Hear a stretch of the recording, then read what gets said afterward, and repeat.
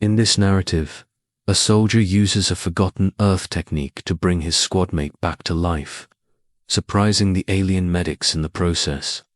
Shuttle Tiber was sliced through like a knife through ripe fruit by the explosion. 1 second, it was drifting towards the Arcelian-conquered medical arrays, Docking Bay 3.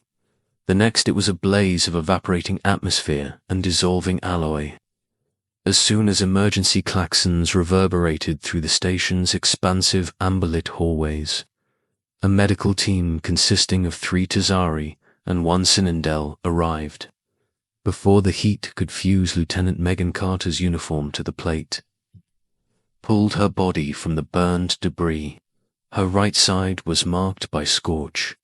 Her skin had blistered and peeled. Her eyes were hazy and her jaw was slack. Yil, one of the Tazari, breathed through his thoracic vents and swept a diagnostic wand across her chest. Corporal Jackson pushed through the throng of station staff and alien employees gathered around them, saying, "No pulse. Neural activity absent. Burn trauma exceeds survivable parameters. This human is deceased." He continued despite his face, being splattered with blood from a wound close to his eyebrow and covered with soot. As he fell to his knees next to Carter, his boots slipped on charred metal. "Get back," he angrily said. Yil twitched his antenna. Jackson disregarded him, saying, "You don't understand. Your companion is expired." Nothing more can, after checking Carter's mouth and tilting her head back.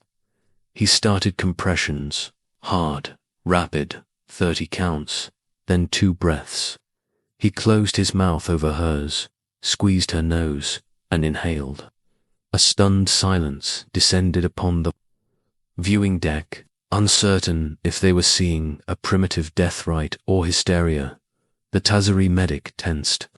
One said, "Her tissues are degrading," while doing another scan. Jackson, however, did not hear them. Cellular apoptosis is well underway. Resuscitation is impossible. He has succumbed to denial. He muttered a count while concentrating solely on Carter's motionless chest. The intensity of his compressions caused her sternum to resist, causing her ribs to rattle and her skin to become flecked with blood and soot. His breathing was labored, and his arms hurt. A full minute went by, and then 2. Then Carter let out a gasp. Her lungs clawed in air for the first time in more than 6 minutes, causing her to choke and arch her back. She shuddered against the floor as she coughed hard. With his heart beating in his throat and his eyes wide, Jackson sat back on his heels. Kit stated, in essence, whispering, "She's alive," he said. Io declared she was dead. Carter wheezed and looked up at the above lights. What the hell just happened?" "You stopped breathing," Jackson replied. The Tazari took a step back in fear, one of them talking into a communicator. "They gave up on you. I did." Carter was hurried into the confinement intensive care unit and strapped onto a hover gurney in a matter of minutes. Unaware that the Cynindel was recording everything in their holopad, Jackson trailed behind, shaking and covered in blood. They pulled off a holopad as Lansbourne pulled up and met them at an angle. The aliens remained silent. Yell gingerly approached Jackson until Carter was stabilized. Her burns were treated with skin regeneration foam, and her airway was cleaned. "Your actions defy medical understanding." She had no neural output, no circulatory activity. By all definitions, she was clinically dead, Jackson stated. The Tessari conferred among themselves and said, "I know, but I used a technique cardiopulmonary resuscitation, or CPR. It's old Earth medicine. We have archived this CPR under primitive emergency rituals, possibly miraculous," Yell said. Jackson snorted but remained silent. As Carter slept through a regenerative coma, he sat next to her bed. It would take weeks for the burns to completely heal, and even longer for the skin grafts. However, she was still alive. Carter opened her eyes 2 days later. She began by saying, "I remembered darkness, then cold, then I heard you yelling." "I wasn't yelling." "You were definitely yelling." She tried to grin, but her cheeks' newly formed skin tugged tight, making her suffer. The station had changed from a peaceful medical center to a diplomatic zoo by the 4th day. A debrief was requested by our auxiliary command. One Varian doctor wished to speak with Jackson regarding Earth death rights, while the Galactic Medical Ethics Council asked to see Carter's pre-mortem vitals. Jackson gave Carter a water pouch and stated, "They believe I brought you back from the dead." "You kind of did," she replied in a rough voice. "But I shouldn't be alive. 6 minutes of no oxygen. My brain should be mush." Jackson paused. "You're not wrong." They were called for a private evaluation on board the Science Council's flagship in Sector Theta, a week after Carter was able to walk with only a frame for support. Shaped like a spiral shell of sparkling silver, the ship was circling the station. Valen, a stern-looking Drari, stood with a data slate in a stark white chamber full with bioluminescent plants and data nodes. "According to Valen, we have run every scan. Your brain, Lieutenant Carter, shows signs of a neuroprotective cascade, one we did not initiate, nor is it in any of your medical records." Jackson was leaning forward. "What are you saying? There is a micro-implant at the base of your cerebral cortex. It is human tech, cloaked in medical-grade biomimicry, only detectable when specifically searched for." Carter became pale. "You're saying I've got a chip in my head that activates when I die?" "Oh, exactly," Valen responded. "It activates at oxygen deprivation thresholds, induces a protective shutdown, lowers metabolic demand, prevents decay." "You are clinically dead, but suspended," Jackson murmured. She was on ice. "And your CPR," Valen went on, "appears to have jump-started both your cardiac rhythm and the implant's reactivation protocol. Without either, you would not be here." Carter took a swallow. The room grew silent as Valen asked, "Who put that in?" "Me" is still classified, even to us. Then Valen said, "A number of our medical philosophers now hold the opinion that humans are no longer. You're telling people we're zombies." Valen looked perplexed. "I don't know this term." Carter moaned, "We're never going to live this down." She was still limping 3 weeks later. The grafts had taken. Her skin tone was nearly normal again, except for the pale patchwork on her right arm and ribs, and she wore a compression suit.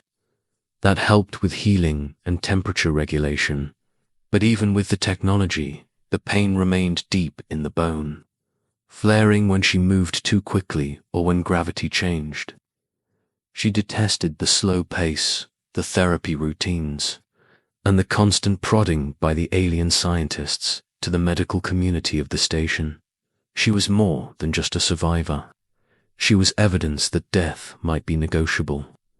Jackson had been moved to light-duty administrative work to keep him close to her while she recovered, and he spent most of his time answering interview requests or shooing off alien medics who wanted to use his breath for replication trials. She detested the eyes the most. He complained during lunch one day, not doing CPR on a vat-grown fish with nerves, and Carter instantly snorted and felt sorrow. "Ow, damn, still can't laugh," she remarked. "This would have just been a freak incident back on Earth. You're virtually a legend out here, but we'd still receive a medal and do a few news segments." "I don't feel like one." "You're eating solid food again. That's a win." I'm attempting to stay away from the pudding. I'm becoming haunted by the texture. A young Lazari doctor, dressed in a surgical drape like a ceremonial cloak, interrupted their chat with a chime, saying, "Lieutenant Carter, Corporal Jackson, the Auxilian Concord Medical Ethics Tribunal has requested your presence in chamber for now." Why the Ethics Tribunal? Jackson stared. There was only one way to find out, and Carter was already forcing herself to stand. Cavernous, round, and white, Chamber 4's walls glistened dimly, adjusting to the general tone of the conversation, and 7 different species, all with medical credentials, sat in a circle, staring at the 2 humans as though they were unapproved experiments. "You are here," said a speaker, Sherelle, a wrinkly Verk, "because interstellar concern has been aroused by your survival.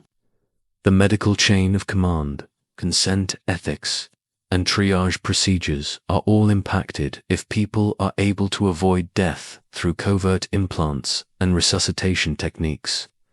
"I didn't know I had the implant," Carter stated, "and CPR isn't a ritual. It's a technique."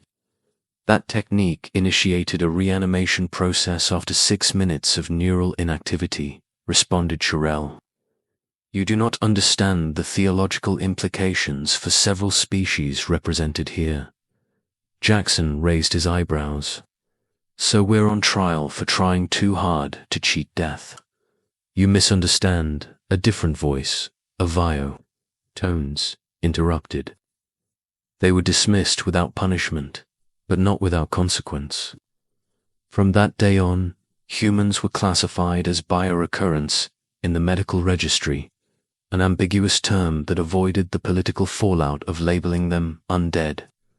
Back in their shared recovery quarters, Jackson sank into a chair, stared at the ceiling, and said, "Biorecurrence sounds like a bad sci-fi show. Do you understand what it means when a species revives its dead without formal protocols? It disrupts our hospice systems, our end-of-life laws, our organ donation policies, and it unravels consent." Carter shook her head. "Now we're rewriting galactic aftercare policies." Over the next month, their quiet routine fractured. Aliens began arriving from other sectors, requesting seminars, demonstrations, Senechan. Jackson gave exactly 1 CPR tutorial before storming out of a lecture hall when a Delnary high priest tried to anoint his hands mid-compression. "I'm not a prophet," he snapped. "I'm a guy who didn't want his friend to die." But that wasn't enough, not anymore. A request came from the UEEG, Earth's United Exploration Governance, to temporarily reassign both Carter and Jackson to a classified medical research lab in lunar orbit. The station commander agreed without hesitation. They boarded the long-haul cruiser silently. The first leg of the journey was uneventful until Carter asked the question they'd both been avoiding. "You ever wonder what else they've put in us without what are you saying?" Jackson nodded slowly. "Yeah, and I wonder how many people didn't get CPR who had one of those things in their heads and no one to bring them back." Carter's eyes darkened. "Then we need to find out how many and why." The lunar orbit facility was tucked beneath the dark ridge of Mare Crisium, masked from orbital detection by refractive shielding and passive sensor cloaking. It didn't look like much, just another cratered fold in the moon's barren skin. But the moment Carter and Jackson stepped through the airlock, the mood shifted.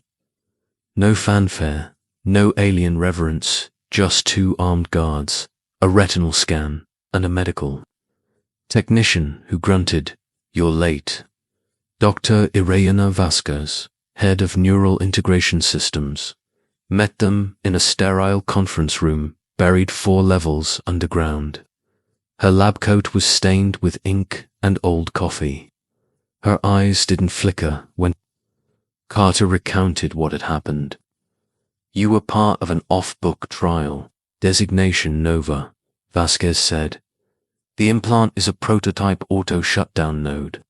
It starts systemic hibernation and tracks the onset of hypoxia. Jackson moved forward and said, Your unit was flagged for field compatibility testing. She didn't consent. Nobody did. Directive 9 emergency tier testing and calm was applied to the project. Complete consent for bat situations. Vex, it's postponed. It's against the law. Prior to your case blowing the roof off it, Gray Vasquez was admitted. It is now not just against the law, but also notorious. Carter stared at her hands, scarred, steady, alive, without saying anything. How many more people get this implant? 17. Everybody is in the military. None were revived, and 4 have since passed away. Jackson's expression tensed, and nobody was performing CPR on any of them. That's right, so I'm the anomaly, Carter stated. Vasquez clarified that you are the proof of concept. Your recovery and CPR demonstrate that externally reversing human neurostasis is possible. However, the CPR was a stimulation rather than a trigger.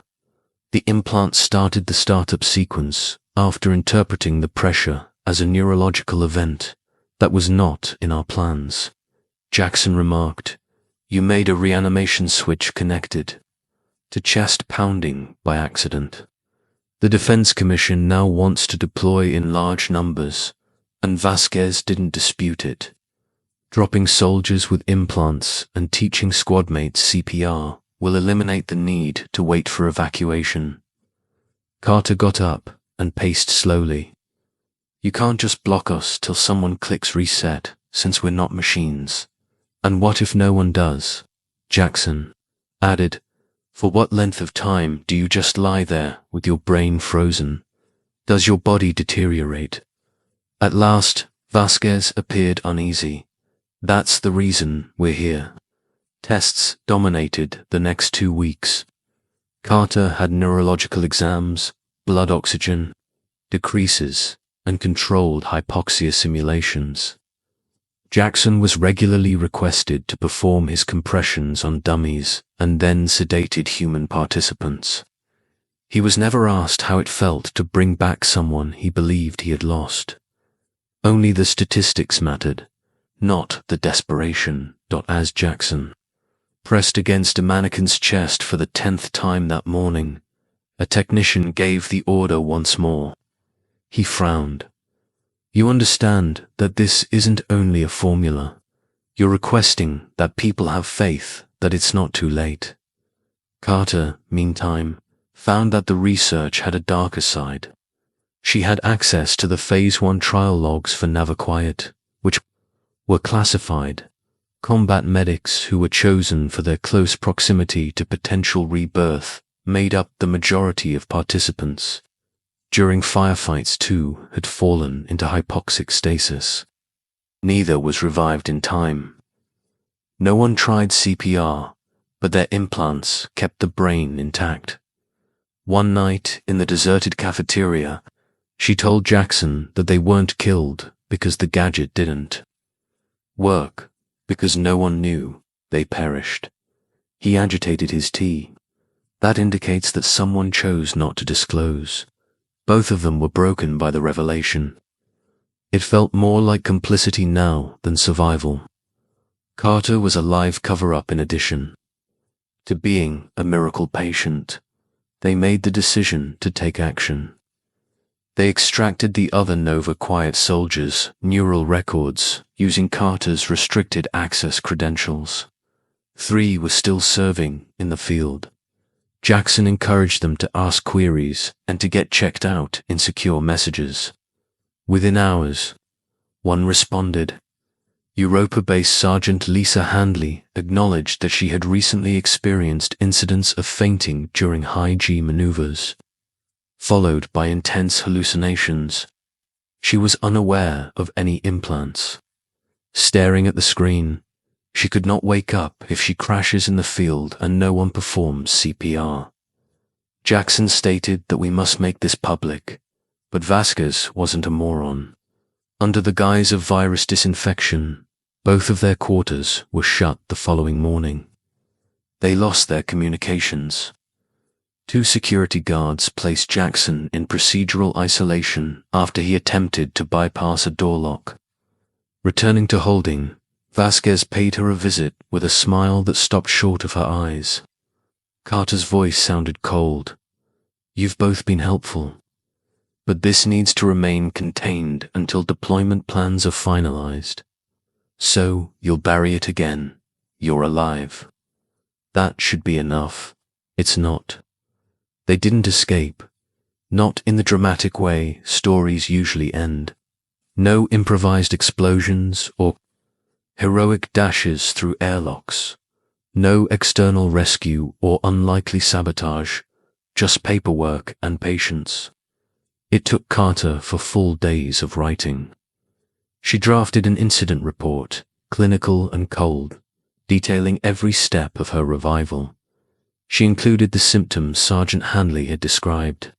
She added logs from her own implant readings and cited Directive 9's ethical boundaries, quoting precedent cases and declassified failures from other human enhancement projects. Jackson edited it each night, trimming down the emotion without removing the urgency. They submitted it not to Vasquez, but to the Arcelian Concord's Central Medical Archive, the one linked to over 2,000 interspecies clinics and review boards. 1 week later, the station's internal newsfeed lit up with alerts. Undocumented human neural implants sparked diplomatic review. Resuscitation technique causes implant activation. Experts alarmed. Biorecurrent classification under suspension pending investigation. Vasquez didn't speak to them again. She didn't need to. Within a day, their isolation lifted, guards vanished, and access was restored. It was as if the facility had silently admitted defeat and turned its gaze elsewhere, hoping they'd just leave, and they did. The shuttle home was half full, mostly quiet. Carter leaned back in her seat, arms crossed carefully over her ribs. She still hurt in the mornings, and some nerves in her right hand hadn't fully come back online, but she was walking without assistance now. That mattered. Jackson sat beside her, staring out the viewport. Earth was a blue dot ahead, wrapped in Ghostian atmosphere, a destination that felt unfamiliar now. "Do you think they'll shut it down?" "They'll have to," Carter said, shrugging. His shoulders. "No one handles unauthorized implants for at least a cycle after the Ethics Council gets involved." They went into a cozy silence until Carter said, "I keep thinking about how it felt being dead or close enough." She nodded. "There'll be audits, hearings, and questions they can't dodge." "Good, that's something." Jackson glanced over and said, "It wasn't empty. It was cold, still, like I was suspended within a locked door. And when you returned, it hurt," she said with a little smile. "Everything hurt. My lungs burnt. However, the worst aspect was, he didn't answer immediately because he knew someone had already decided I was gone. He said they didn't intend it personally. You didn't trust the data, but they did. The finish is different. I didn't trust it." Curious, she cocked her head. "Why?" "Because too many things had broken and started over. Life is messy, as we all know, and sometimes it requires a shove back to Earth. There were no medals or parades to greet them. Internal praise, briefings, and a well-crafted statement from UEG. Communications made it clear that all sophisticated human augmentation systems are being reviewed. That was the closest anyone could go to accountability.